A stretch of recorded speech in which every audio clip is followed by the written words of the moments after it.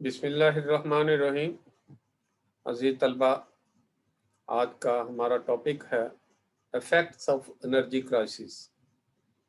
Last जो lesson थे उनमें आपने एनर्जी क्राइसिस की रीजंस को डिस्कस किया। इसके बाद एनर्जी क्राइसिस के लिए प्रपोजल या सजेशंस को डिस्कस किया। तो आज लास्ट पे हम एनर्जी क्राइसिस के इफेक्ट्स को डिस्कस करेंगे कि एनर्जी क्राइसिस का बहरान जिस वक्त किसी मुल्क के अंदर आता है तो उसके असरात क्या मुरतब होते हैं लोगों की मुआशी हालत के ऊपर, मुल्क की मुआशी हालत के ऊपर, इसके क्या असरात मुरतब होते हैं। चलें आगाज करते हैं। Following are the effects of energy crisis on different walks of life. मुख्तलिफ जिंदगी गुजारने वाले अफराद पर एनर्जी क्राइसिस के असरात हस्बे झैल हैं। Number 1, low productivity of agriculture sector. पहले नंबर पे पहला जो इफेक्ट होता है वो एग्रीकल्चर सेक्टर पे जाहिर किया जा रहा है कि एग्रीकल्चर सेक्टर की जो प्रोडक्टिविटी है, पैदावारी सलाहियत जो होती है वो कम हो जाती है। और इसकी क्या वजह है कि पैदावारी सलाहियत क्यों कम होती है? इसलिए कि जब एनर्जी क्राइसिस जो है वो पैदा हो जाता है तो हम जो है अपनी ज़मीनों का बहुत सारा हिस्सा जो है वो अंडर कल्टीवेट नहीं ला पाते, जिससे पैदावार जो है वो डिक्रीज होती है और इसके साथ जो है प्रोडक्शन जो है कास्ट भी बढ़ जाती है। Agriculture sector is the backbone of economy. ज़राअत जो है ये हमारी मईशत की रीढ़ की हड्डी है। यानी जिस तरह एक बॉडी जो है वो रीढ़ की हड्डी की वजह से एक ढांचे की शक्ल इख्तियार किए हुए है और हम चलते फिरते हैं, अगर ये रीढ़ की हड्डी निकाल दी जाए तो आपका उठना बैठना ये मुमकिन नहीं रहेगा और चलना मुमकिन नहीं रहेगा।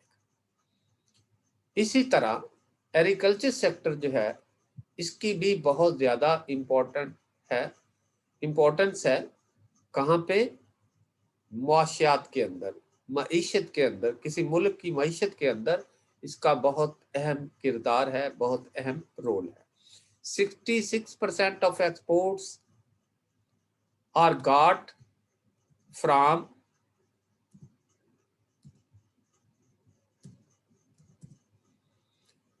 This sector. इस सेक्टर से 66% तकरीबन बरामदात हासिल होती हैं।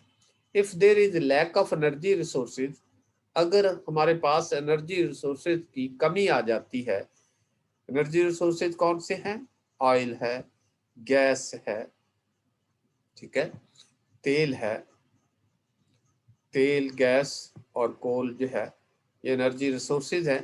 Then a huge amount of cultivable land can not be brought under cultivation. ऐसी सूरत में फिर जमीन का एक बहुत बड़ा हिस्सा जो काबिल काश्त है वो काश्त के काबिल नहीं बनाया जा सकता। Due to which production of this sector decreases, जिससे इस सेक्टर की पैदावार कम होती है और कास्ट ऑफ प्रोडक्शन भी बढ़ जाती है। तो पहला इफेक्ट जो है वो एनर्जी क्राइसिस का वो एग्रीकल्चर सेक्टर पे हो सकता है अगर किसी वक्त किसी मुल्क के अंदर एनर्जी क्राइसिस का रुझान पाया जाए, जैसे कि पाकिस्तान में ये पिछले 5 साल में कुछ रिकवर हुआ। उससे पीछे जो पीपल पार्टी का दौर था बहुत ही एनर्जी क्राइसिस था, बहुत शॉर्टेज थी बिजली की और तेल की भी और बहरानी कफियत थी। लेकिन अब जो है इस पे कुछ कदरे काबू पा लिया गया। इसके बाद है स्लो इंडस्ट्रियलाइजेशन। दूसरा फैक्ट जो होता है एनर्जी क्राइसिस का वो ये है कि इंडस्ट्रियलाइजेशन जो है वो स्लो मूविंग हो जाती है, यानी सनतकारी जो है नया यूनिट लगाना या उन पुरानी सनतों को फुल फ्लैज कैपेसिटी पे चलाना मुमकिन नहीं रहता। क्योंकि अगर बिजली जो है वो 24 घंटों में 10 घंटे आएगी तो 10 घंटे हम मशीनों से काम ले सकेंगे, इसके बाद जो है उनसे काम नहीं लिया जा सकता बिजली के ना होने की वजह से। तो इस तरह इंडस्ट्रियलाइजेशन में सो मूविंग पैदा हो जाती है। Sufficient power capacity is required for the development and growing industrial sector.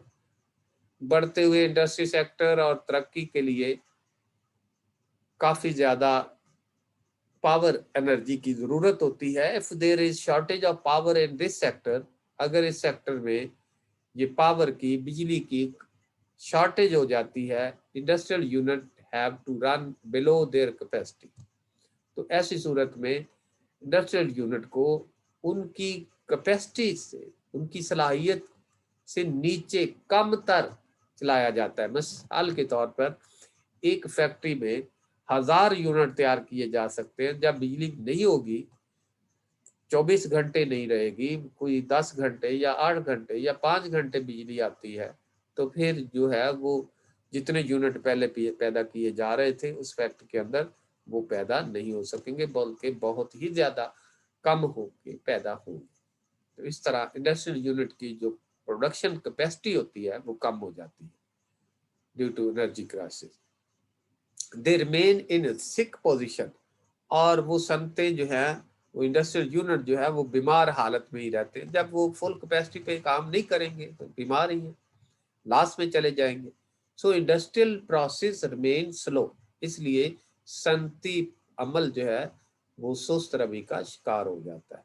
So it is necessary that there should be no shortage of power for the development of the industrialization। Industrialization के लिए power की shortage नहीं होनी चाहिए, वरना slow moving process जो है will penetrate in industries and industrial units. तो ये पेनिट्रेट कर जाएगा और ये मुल्क की मैशत पे बुरे असरात मुरतब करेगा। इसके बाद तीसरे नंबर पे जो एनर्जी क्राइसिस का असर होता है वो अनरेस्ट इन पीपल, लोगों में बेचैनी पैदा हो जाती है। If there is shortage in supply of electricity, अगर बिजली की फराहमी में शॉर्टेज है, it causes frequent break down और शट डाउन ऑफ पावर। तो इससे क्या होता है कि बिजली जो है वो बार बार बंद की जाती है और इसमें अक्सर जो है वो ब्रेक डाउन होता है, ब्रेक आ जाती है और बंद कर दी जाती है बिजली। पीपल फील अनरेस्ट, और लोग बेचैन हो जाते हैं। Domestic and social life of people disturb, और लोगों की जो घरेलू और समाजी लाइफ है, जिंदगी जो है वो डिस्टर्ब हो जाती है, परेशान हो जाती है। इससे में तीसरा इफेक्ट ये होता है कि लोग अनरेस्ट फील करते हैं, बेचैनी की फील करते हैं, क्योंकि गर्मियों में तो बिजली की बहुत ही शदीद ज़रूरत होती है, और अगर बिजली जो है चंद मिनट भी चली जाए तो फिर आराम से पुरसकून हालत में बैठना या सोना लोगों का मुमकिन नहीं रहता, क्योंकि गर्मी होती है और गर्मी की वजह से, गर्मी की शिद्दत की वजह से जो है पंखों की ज़रूरत होती है, एसी की ज़रूरत होती है, और दीगर जो है फ्रिजों में बर्फ़ की ज़रूरत होती है। अगर ये चीज़ें नहीं मिलती तो लोग जो है बेचैनगी महसूस करते हैं। ठीक है, तो तीसरा फैक्ट जो है वो लोगों के अंदर बेचैनगी का है। और चौथा फैक्ट जो होता है वो लॉस ऑफ बिजनेस, बिजनेस जो है वो लॉस में चले जाते हैं। जब बिजनेस एक्टिविटी जो है वो स्लो मूविंग होती है तो लाजमी तौर पे बिजनेस जो है वो डिस्टर्ब हो जाते हैं, और इस बिजनेस के डिस्टर्ब होने की वजह से जो है उनको लॉस बर्दाश्त करना पड़ता है। Business activity disturb due to energy crisis, energy crisis की वजह से जो कारोबारी सरगर्मियां हैं वो भी तअत्तल का शिकार होती है, वो भी डिस्टर्ब हो जाती है, मुअत्तल हो जाती है। Shut down and break down of electricity become the usual. बंद होना, बार बार वक्फे के बाद बिजली का आना, ये मामूल बन जाता है। People come out on the road for strike. लोग घरों से निकलकर बाहर रोड के ऊपर स्ट्राइक के लिए आ जाते हैं। Which result in their business loss, और जिससे उनका लॉस होता है, क्योंकि जब वो काम पे नहीं रहेंगे और रोड पे नारेबाजी करेंगे, स्लोगन राइज करेंगे हुकूमत के खिलाफ या बिजली वालों के खिलाफ, तो ऐसी सूरत में उनको अपना ही नुकसान बर्दाश्त करना पड़ेगा और बिजनेस जो है लॉस में चले जाते हैं। Number 5, in efficiency of official working. जो दफ्तरी काम होते हैं उनमें भी तसाहिली, इनएफिशिएंसी, नाहिली पैदा होना शुरू हो जाती है। तसाहल का जो है रुझान पैदा हो जाता है, यानी उसमें भी सुस्त रवि पैदा हो जाती है। Official working process also disturbs due to shortage of electricity in the country. मुल्क के अंदर बिजली की शॉर्टेज की वजह से जो दफ्तरी अमल है वो भी मुअत्तल हो जाता है, तअत्तल का शिकार होता है, उसमें भी मुश्किल पेश आती है। Efficiency of office is also affected, और दफातर की जो कारकर्दगी है, अदारों की जो कारकर्दगी है, वो बुरी तरह मुतासर होती है, अफेक्टेड होती है। इसके बाद है अनएम्प्लॉयमेंट, बेरोजगारी। बेरोजगारी से पहले तो ये बच्चों समझ लें कि बेरोजगारी कहते किसे, कि जब अहल लोग जो है वो जॉब सीकर जो है, efficient job seeker try to seek the job but they do not get success for getting the job, that is called unemployment। कि जब जॉब सीकर जो अहल हैं जॉब के, वो जॉब की तलाश करते हैं लेकिन उनको जॉब जो है वो नहीं मिलता, वो जॉबलेस रहते हैं, तो इसको कहते हैं अनएम्प्लॉयमेंट, बेरोजगारी। Unscheduled load shedding and breakdown of power has bad effect on the smooth running of industrial sector।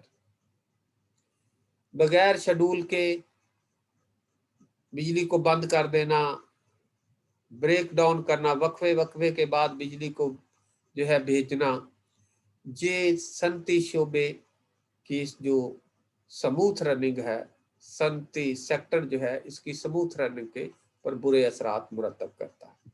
Therefore, energy crisis is one of the important factor of employment in Pakistan। इस वजह से energy crisis जो है वो पाकिस्तान में बेरोजगारी की एक अहम वजह है, क्योंकि जब सनतें लगती हैं, सनतें जो है ज्यादा फरोग पाती हैं, डेवलप होती हैं, नए यूनिट जो है वो लगते हैं, प्रोडक्शन में इजाफा होता है, तो लोगों को ज्यादा उन सनतों के अंदर, उन फैक्ट्रियों के अंदर, उन कारखानों के अंदर जॉब्स मिलती हैं। लेकिन जब आप के पास नए सनती यूनिट नहीं लगाए जा रहे, नई फैक्ट्रियां नहीं लगाई जा रही, और पहली जो सनतें हैं, जो पहले यूनिट जो हैं, उनको भी बिजली की फराहमी ना होने की वजह से उनकी भी प्रोडक्शन बहुत ज्यादा कम हो रही है, तो फिर नए लोगों को जो है जॉब सीकर को उन सनतों के अंदर जॉब का मिलना मुश्किल हो जाता है और ये पॉसिबल नहीं रहता। इस वजह से वहां पे बेरोजगारी पैदा हो जाती है या फैल जाती है। तो वी कैन से दैट जो एनर्जी क्राइसिस है is also cause of unemployment, important cause of unemployment. बेरोजगारी की एक अहम वजह है ये सब जो है एनर्जी क्राइसिस।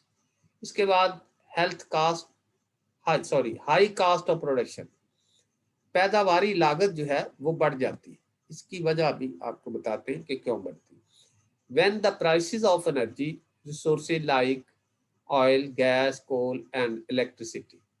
जब एनर्जी रिसोर्सेज की कीमतें जो है, जैसे ऑयल है, गैस है, कोल है, बिजली है, इंक्रीज ये बढ़ती है, the cost of production of goods and services also increase, तो फिर अशिया की और खिदमात की लागत भी बढ़ जाती है। Because these resources are used in production of goods and services as input, क्योंकि ये ज़राए जो है अशिया की लागत में मुदाखल के तौर पे इस्तेमाल होते हैं। So it has been proved that, ये साबित हो चुका है कि increase in price of energy lead to rise of cost of production of goods and services, कि अगर एनर्जी प्राइसेस को बढ़ाया जाता है तो अशिया की पैदावारी लागत भी बढ़ती है। मिसाल के तौर पे अगर बिजली जो है वो 10 रुपए यूनिट के हिसाब से पहले इंडस्ट्रियल सेक्टर को दी जा रही है, तो वो बढ़कर जो है 15 रुपए यूनिट हो जाती है, तो ऐसी सूरत में अशिया को पैदा करने की लागत में भी इजाफा हो जाएगा। ठीक है, और जब लागत इजाफा हो जाएगा तो ऐसी सूरत में फिर महंगाई में भी इजाफा होगा, इन्फ्लेशन भी आएगा। ये पॉइंट आगे नेक्स्ट आ रहा है। इन्फ्लेशन, इन्फ्लेशन का पहले तो समझ लें कि इन्फ्लेशन होता क्या है। इन्फ्लेशन इकोनॉमी की एक ऐसी सिचुएशन होती है जब कीमतें बढ़ रही होती हैं लेकिन अशिया की सप्लाई यानी रसद जो है उसमें इजाफा नहीं हो रहा, और वैल्यू ऑफ मनी जो है वो डिक्रीज हो जाती है, परचेजिंग पावर लोगों की कम हो जाती है, और जो ज़र की कुव्वत खरीद है वो भी कम हो जाती है। यानी 100 रुपए में जो पहले आप चीजें खरीद रहे थे वो 100 रुपए में खरीदने के काबिल नहीं होती। So we can say that in this sense inflation is a situation where prices of the commodity increases but the quantity of the goods does not increase, यानी प्राइसेस बढ़ती हैं लेकिन क्वांटिटी नहीं बढ़ती, रसद नहीं बढ़ती। On the other hand, purchasing power of money decreases but the quantity of money increases, जो ज़र की कुव्वत खरीद है वो डिक्रीज होती है लेकिन ज़र की मिकदार बढ़ जाती है, तो ऐसी सिचुएशन को हम नाम देते हैं इन्फ्लेशन। अब आते हैं कि इन्फ्लेशन, एनर्जी क्राइसिस की वजह से इन्फ्लेशन भी पैदा होता है। When there is energy crisis many industries have to close down और शट डाउन, जब मुल्क के अंदर एनर्जी का बहरान है, बिजली नहीं आ रही, तो फैक्ट्रियां बंद हो जाती हैं, कई सनतें जो हैं वो बंद कर दी जाती हैं, क्लोज कर दी जाती हैं। This factor lead to reduction in production, इससे क्या होता है कि मुल्क की पैदावार कम हो जाती है। जब सनतें जो यूनिट पहले चीजें बना रही थी वो बंद हो गई हैं तो पैदावार कम हो जाएगी। And increase in cost of production, और इस तरह पैदावारी लागत जो है वो भी अशिया की बढ़ जाती है क्योंकि एनर्जी महंगी हो जाती है। Demand of goods increase than supply of goods, तो फिर क्या होता है कि अशिया की डिमांड बढ़ जाती है, सप्लाई जो है वो नहीं बढ़ती। सप्लाई की निस्बत डिमांड ज्यादा हो जाती है, जब डिमांड बढ़ेगी तो कीमतें, महंगाई बढ़ेगी। Therefore prices of goods rise, अशिया की कीमतें, डिमांड बढ़ जाए सप्लाई की निस्बत तो लाजमी तौर पे कीमत बढ़ती है, प्राइसेस ऑफ गुड्स राइज, तो फिर अशिया की कीमतें बढ़ जाती है। सिचुएशन ऑफ इन्फ्लेशन क्रिएट्स, और इस तरह इन्फ्लेशन की सूरत हाल पैदा हो जाती है। तो we can say that energy crisis lead to inflation in the country, कि ये लीड करता है, ये प्रोसेस जो है एनर्जी क्राइसिस बहरान जो है इन्फ्लेशन की तरफ। नेक्स्ट है adverse effect on balance of payment. Balance of payment को पहले समझ लें कि बच्चों के बैलेंस ऑफ पेमेंट है क्या। It is the difference when there is difference of total foreign receipt and total foreign payment, there is a gap। अगर कुल बैरूनी वसूलियों और कुल बैरूनी अदायगियों के दरमियान कोई फर्क आए तो उसको हम कहते हैं डिफरेंस, अदायगियों का डिफरेंस। अब ये डिफरेंस जो है वो सरप्लस भी हो सकता है, ये डिफरेंस जो है वो डेफिसिट में भी हो सकता है, खसारे का डिफरेंस भी हो सकता है और ये सरप्लस भी हो सकता है। तो if the total foreign receipt are more than the total foreign payment, there is a difference, that difference is called the surplus difference या surplus gap. In this situation balance of payment is favorable. इस सूरत में balance of payment जो है वो favourable में है। On the other hand, if the total foreign receipt are less than the total foreign payment, there is a gap. That gap is called deficit of balance of payment. इस gap को हम deficit balance of payment का नाम देते हैं। तो इस सूरत में मुल्क के ऊपर बुरे असरात मुरतब होते हैं। तो यहाँ पे यही बात की जा रही है कि adverse effect on balance of payment, balance of payment के ऊपर जो है बुरा असर पड़ता है। किसकी वजह से? एनर्जी क्राइसिस की वजह से, क्योंकि हमारी एक्सपोर्ट कम होती है, इंपोर्ट जो है वो ज्यादा होती है, प्रोडक्शन कम होनी। Production of industrial and agriculture sector is badly affected by energy crisis. Energy crisis की वजह से जो ज़राअत है और जो इंडस्ट्रियल सेक्टर है इसकी पैदावार मुतासर होती है, यानी वो कम हो जाती है। As a result of which export of the country decrease and imports increase, जिसके नतीजा में मुल्क की बरामदात कम होती है और दरामदात बढ़ जाती है। The total receipt of export will be less than the total payment of import. तो ऐसी सूरत में जो एक्सपोर्ट से हम टोटल वसूली कर रहे होते हैं वो कम होंगी और बनिस्बत टोटल जो हम इंपोर्ट्स की पेमेंट कर रहे होते हैं। It will cause adverse balance of payment. तो इस तरह बैलेंस ऑफ पेमेंट पे बुरा असर पड़ेगा। तो ये एक इफेक्ट है कि एनर्जी क्राइसिस की वजह से बैलेंस ऑफ पेमेंट हमारा बिगड़ जाता है, यानी हमारी फेवर में नहीं होता, अनफेवरेबल बन जाता है। पॉलिटिकल क्रिटिसिज्म, सियासी तनकीद। When there is energy crisis in the country, जब मुल्क के अंदर एनर्जी क्राइसिस है, बिजली का, तवानाई का बहरान है, this issue is raised in print media, TV and publicly by the opposition party. तो इसको अपोजिशन पार्टी ये जो है वो पब्लिक मीडिया में, प्रिंट मीडिया में, टीवी में, पब्लिक में इसको रेज करते हैं। It become difficult for the elected government to run the state affair smoothly. इस तरह फिर जो मुंतखब हुकूमतें होती हैं उनके लिए मुल्क के रियासत के मामलात को सही तरीके से स्मूथली चलाना मुश्किल हो जाता है। Sometime elected government has to go to home due to such situation, और बाद दफा जो मुंतखब हुकूमतें होती हैं उनको इन इश्यूज की बुनियाद पर घर जाना पड़ता है, यानी हुकूमतें टूट जाती हैं। जैसा कि आजकल ये इमरान के ऊपर प्रेशर है कि ये महंगाई बहुत हो गई है और इसकी वजह से किसी वक्त ऐसा मुमकिन भी हो सकता है कि हुकूमत जो है इमरान की बदल दी जाए। तो बहरहाल अभी तो ऐसे चांसेस नहीं है, लेकिन ऐसा हुआ है, कई अदवार में ऐसा हो चुका है कि हुकूमतें बदली गई इन्हीं इशू को लेकर। नेक्स्ट आते हैं इंक्रीज इन पब्लिक डेट्स। जो हुकूमती कर्जाजात है उनमें भी इजाफा होता है, किसकी वजह से? Energy crisis.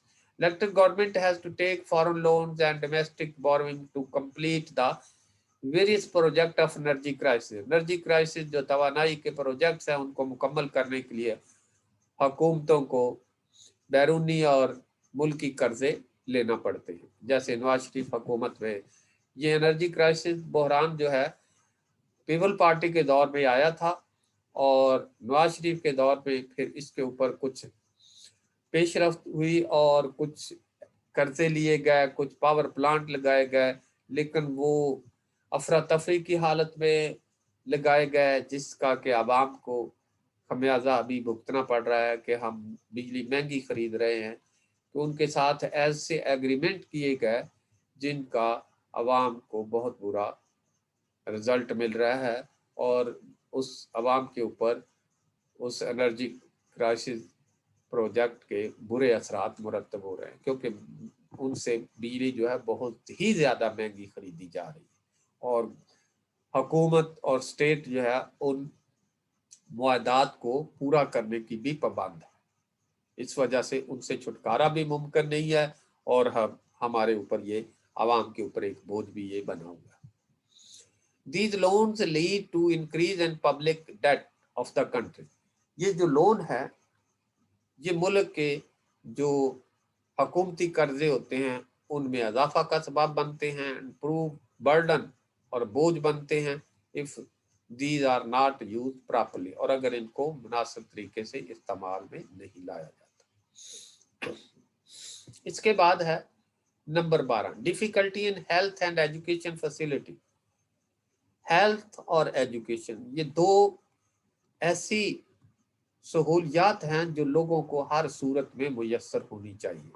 कोई मुआशरा जो है गैर सेहतमंदाना तरीके से परवान नहीं चढ़ सकता, कोई मुआशरा आगे तरक्की नहीं कर सकता जब तक उसके लोगों को एजुकेशन बेहतर से बेहतर ना दी जाए।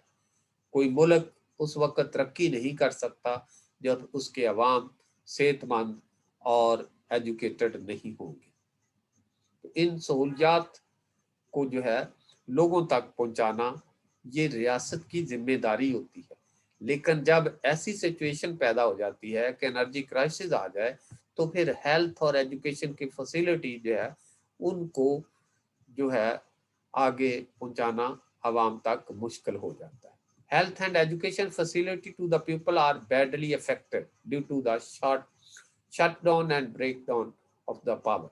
बिजली के बंद होने से और वक्फे वक्फे के बाद आने की वजह से जो हेल्थ और एजुकेशन की सहूलियात हैं वो लोगों को मुयस्सर नहीं होती, बुरी तरह मुतासर होती है।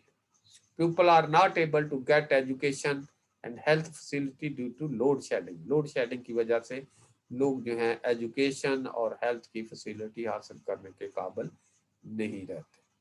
तो ये बच्चों, ये आज का लेक्चर जो है कि एनर्जी क्राइसिस के इफेक्ट्स क्या होते हैं on different sphere of life, ये मुख्तलिफ जो वर्क्स ऑफ लाइफ होते हैं उनके ऊपर क्या इफेक्ट होते हैं, ये हमने डिस्कस किया।